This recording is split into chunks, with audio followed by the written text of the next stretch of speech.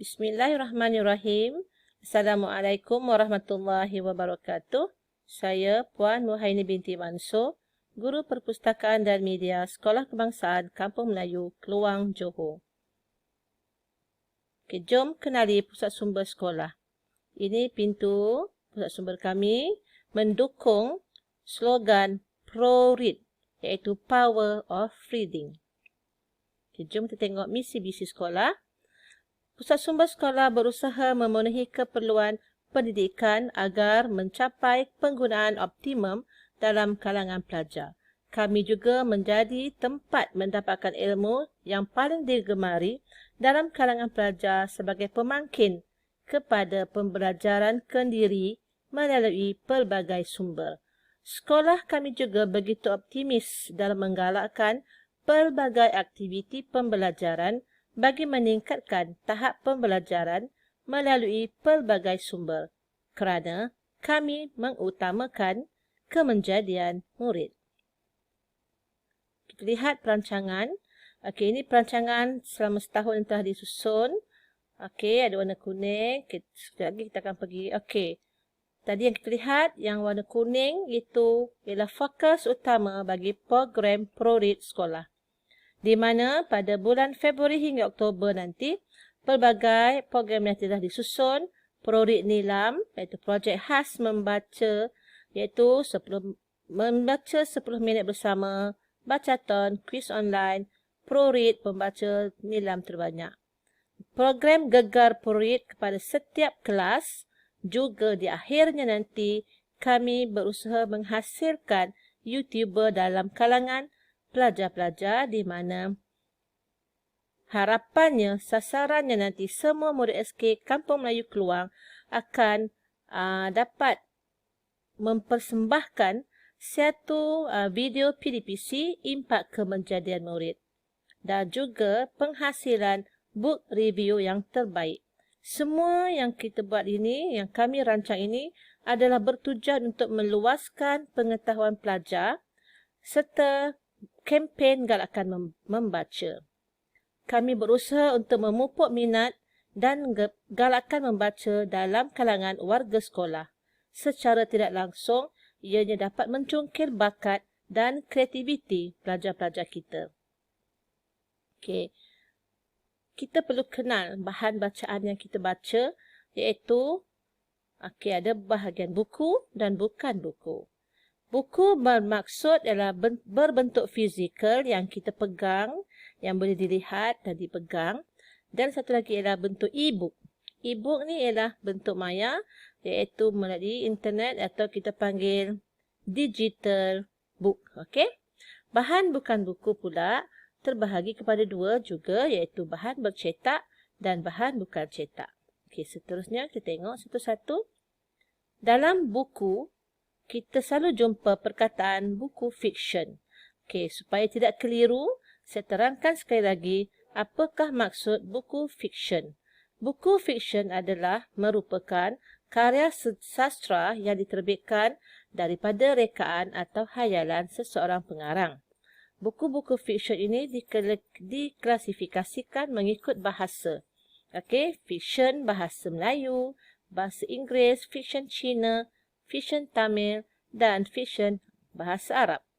Kebiasaannya, cerita-cerita yang terdapat dalam buku-buku fiksyen ini adalah terdiri daripada cerita-cerita sains, nasihat, dongeng, khayalan, cerita-cerita binatang dan cerita-cerita rakyat. Okey, ini bentuk-bentuk bukunya. Okey, buku fiksyen. Okey, ini buku fiksyen lah. Selalu kita jumpa cerita yang digeramari oleh murid-murid kita ialah buku misteri. Contohnya, penyiasatan. Okey, teladan, cerita seram. Okey, cerita rakyat dan cerita binatang. Ini adalah antara buku yang popular lah. Okey. Buku bukan fiksyen pula merupakan buku yang daripada buku untuk pinjaman dan buku bukan fiksyen untuk rujukan. Okey. Buku bukan fiksyen merupakan satu buku yang digunakan sebagai rujukan. Okey, sebagai rujukan yang tidak dibenarkan dipinjam. Okey, hanya untuk rujukan dan kebiasaannya buku-buku ini kalau pelajar kenal, pasti maknanya di bahagian kulit muka surat pertama ada cop rujukan sahaja. Bermakna buku yang dicop rujukan sahaja hanyalah untuk dibaca di dalam perpustakaan sahaja dan tidak dibenarkan dipinjam atau tidak dibenarkan membawa pulang. Okey, hanya penggunaan rujukan sahaja. Okey, ini bentuk-bentuk dia. Dan buku-buku rujukan ini berada di ruangan rujukan, dan kalau kamu pasti kamu akan nampak paparan kod 000 100, okey, 200, 300 sehinggalah 900.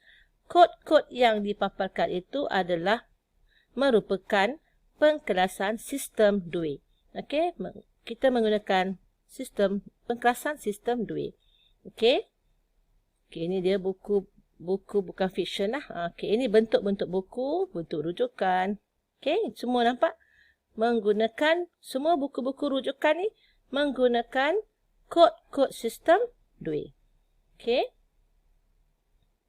Okey, kita terus. Okey, ini semua buku-buku. Okey, bahan bercetak yang bukan buku. Okey, apa maksudnya? Okey, sebelum tu, sebelum cikgu tu lupa. Cikgu nak terangkan dulu maklumat-maklumat penting yang perlu kamu tahu semasa mengisi maklumat nilam. Okey, dia akan minta tentang tajuk buku.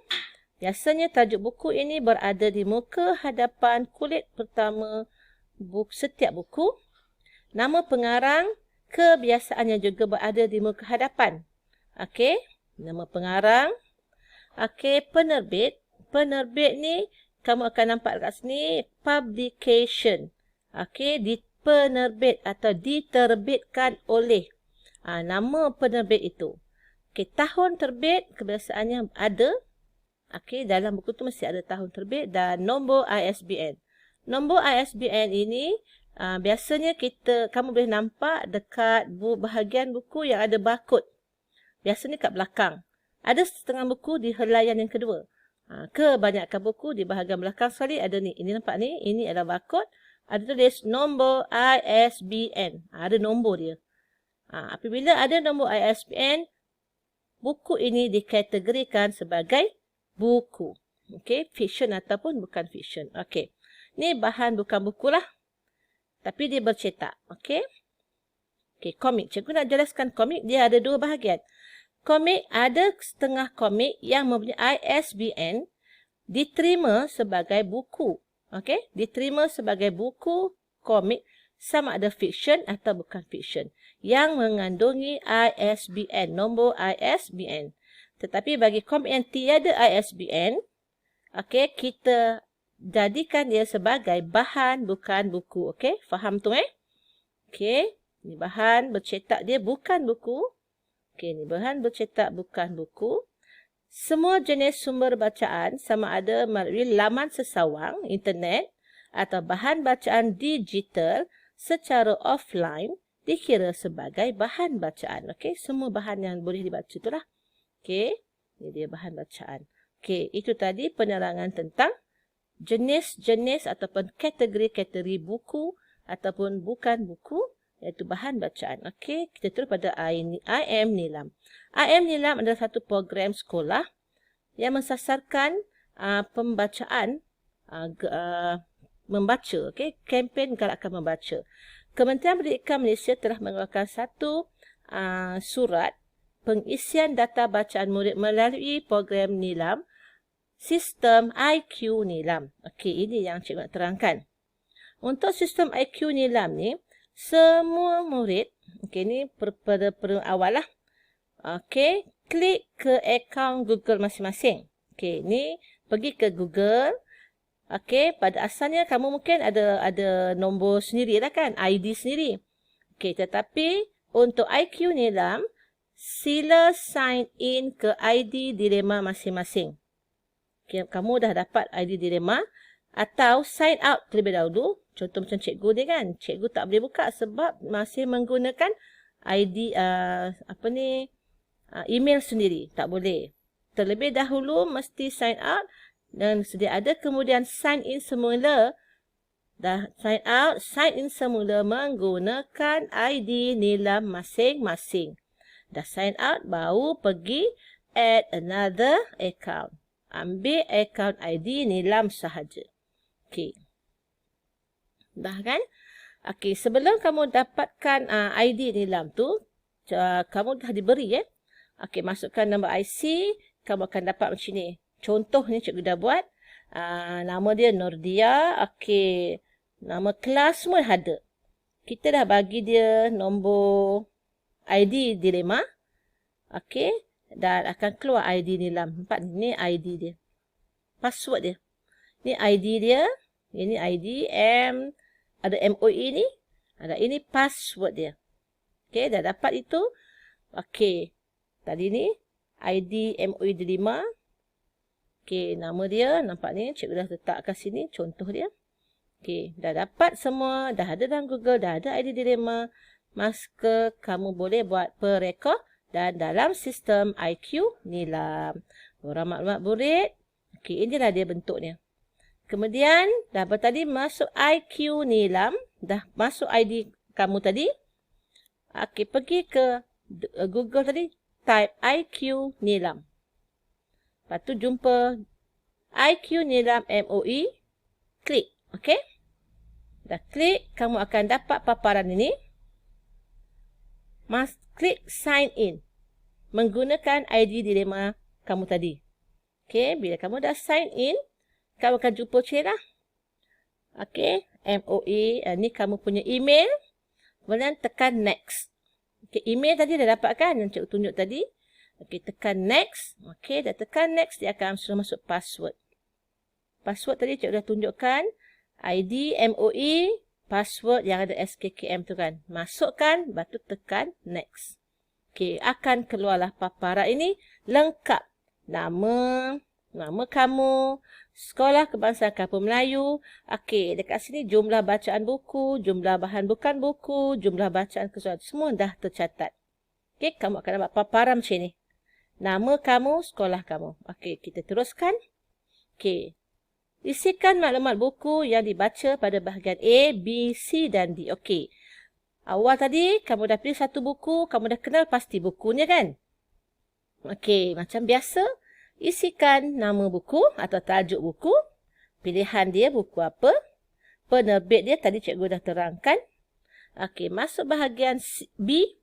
Jenis buku. Nampak? Cikgu terangkan awal-awal. Fiction, bukan fiction.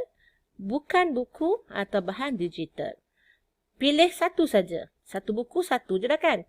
Bila katalah kamu klik buku fiction, kamu mesti tulis bilangan muka suratnya berapa. Okey. Dah tulis bilangannya berapa. Okey. Maknanya kamu sudah selesai. Kita pergi bahagian C. Okey. Maklumat ni A tadi kan. A, B kan. Okey. Kita pergi bahagian C. Ni B, sorry. Kat B ni cikgu terangkan satu-satulah. B, buku fiction. Okey, bukan buku. Nampak ni ada banyak ni kan. Kamu pilih. Kamu kata bahan bantu mengajar, kamu klik lah. Ni bukan buku. Okey, kalau bahan digital. Bahan digital, bila PDPC, menggunakan rak buku digital atau bahan bacaan ni lah, menggunakan video PDPC. Copy URL tu, letak dekat sini. Pastekan. Copy URL tadi tu, patut pastekan. Okey. Okey, kemudian barulah isi bahagian C. Bahagian C, isikan maklumat. Okey, rumusan. Kamu boleh cerita, rumusan cerita tadilah ataupun sinopsis buku tu lah. Buku ini ialah mengisahkan sekisah seorang yang jujur. Okey, maknanya kita hidup mestilah berlaku jujur. Jujur menyebabkan orang lain semua sayang. Okey, cukup. Itu adalah rumusan.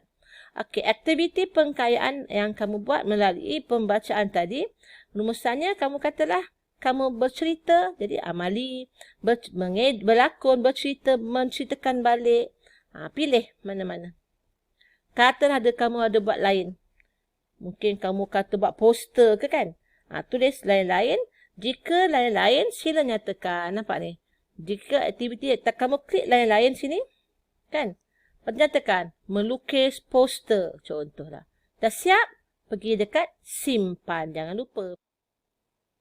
Okey. Bila kita dah simpan, dah klik simpan, maknanya kita dah selesai. Okey.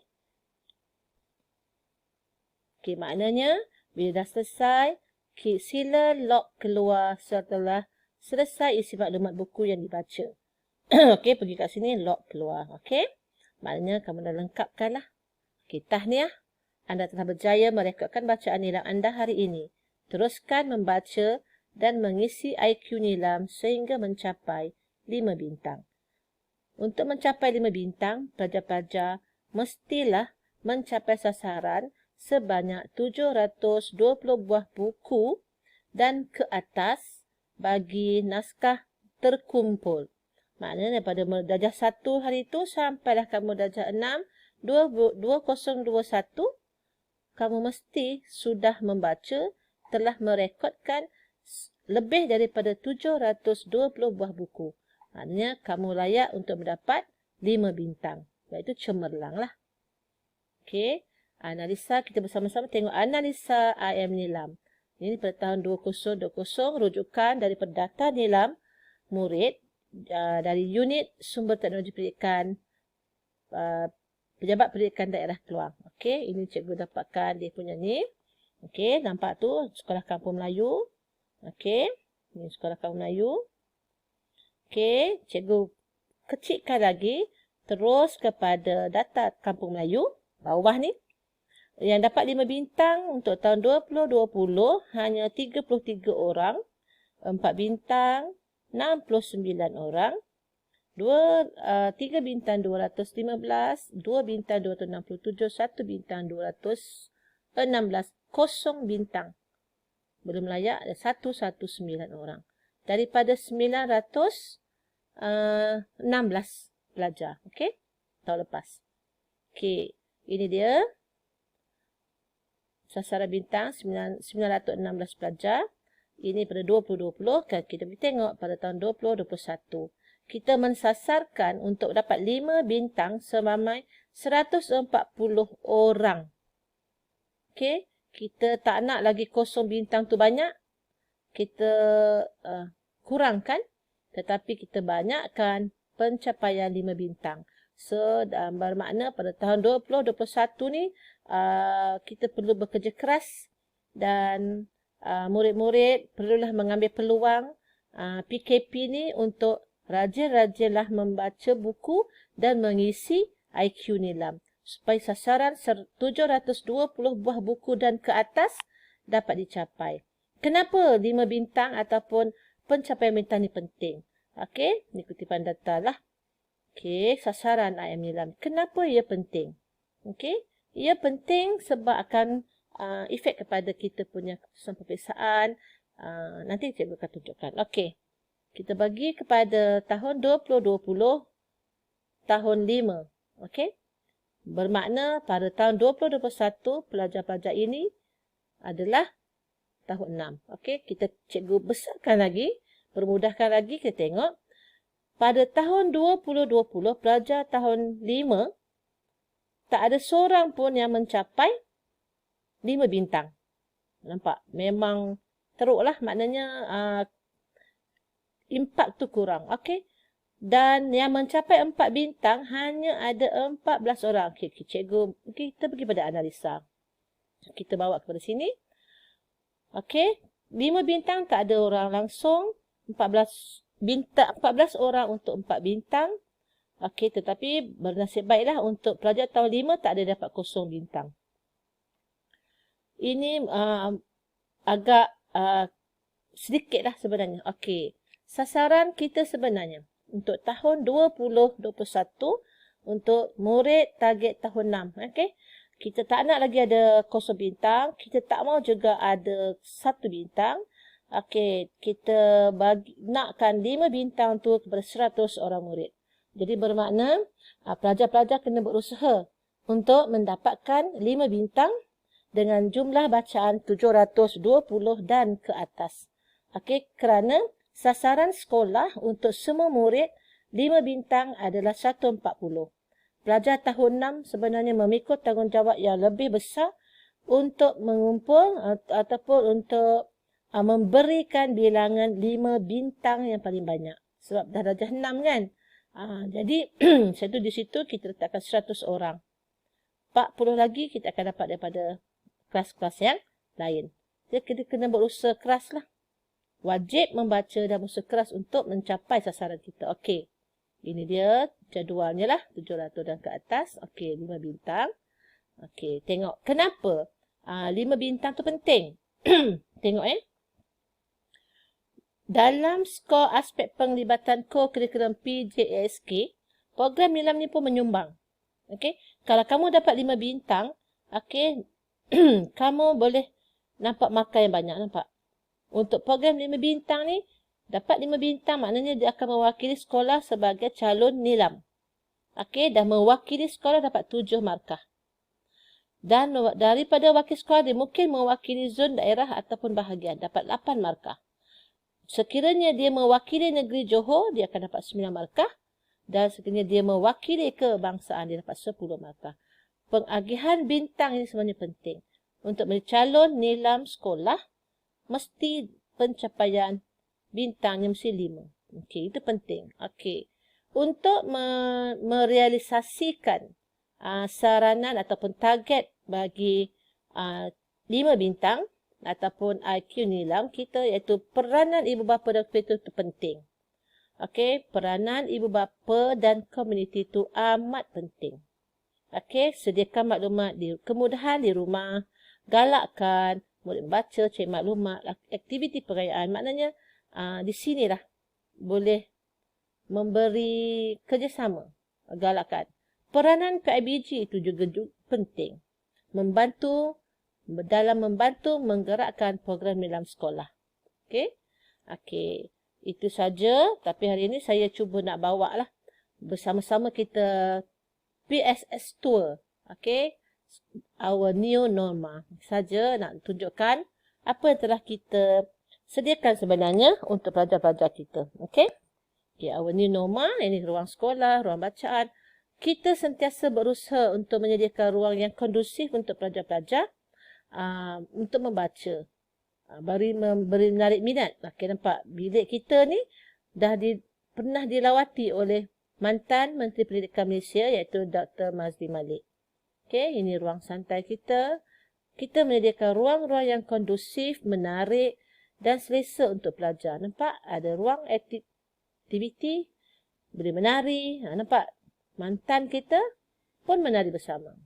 Okey, ini semualah untuk mencungkil bakat, kesediaan pelajar, keberanian dan kreativiti pelajar. Ini ruang bilik Jacob kita, access learning. Okey, nampak ruang rujukan, nampak tu ada tanda tu 400, 100, 200, itulah label-label duit. Okey, sudut-sudut pameran semuanya adalah untuk memberi impak yang maksimum kepada pembelajaran. Kelas pun kita guru besar dan jawatankuasa telah berusaha dengan bertungkus lumus, bekerja keras untuk memastikan bahawa setiap kelas dilengkapi dengan Smart TV. Maknanya murid boleh belajar melalui Smart TV. Lebih-lebih lagi musim PKP. Okey? Jadi kita menyediakan SOP dan cara pembelajaran yang lebih kondusif. Okey? Saya rasa itu sahaja daripada saya. Saya berharap agar program nilam, IQ nilam ini mendapat sambutan yang amat menggalakkan, terutama kepada pelajar-pelajar tahun 6 2021 dalam mencapai 5 bintang. Secara realistiknya ialah dia membantu meningkatkan pencapaian sasaran pihak sekolah dalam pencapaian nilam. Okey, semoga perkongsian dapat memberi penjelasan dan pencerahan tentang program ProRead nilam di peringkat sekolah dan program IQ nilam di peringkat kementerian. Sekian, terima kasih.